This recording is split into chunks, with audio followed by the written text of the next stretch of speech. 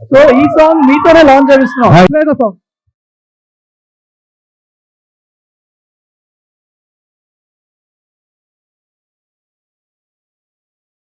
You remind me of my college days.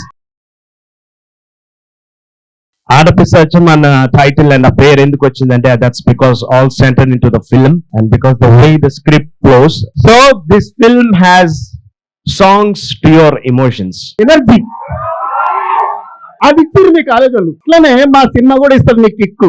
Double triple ధమాకా ఇస్తారు మా cinema. ఇదంతా real ఇన్సిడెంటే.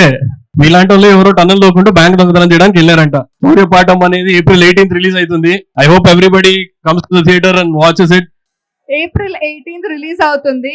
Bunk చేసి మూవీ చూడండి. శౌర్య పాఠం కొంచెం థ్రిల్లర్ కామెడీ ఎంటర్టైనర్. మీరు చక్కగా ఏప్రిల్ లో హాలిడేస్, సో మా ఫిలిం చూడండి. You will definitely enjoy it.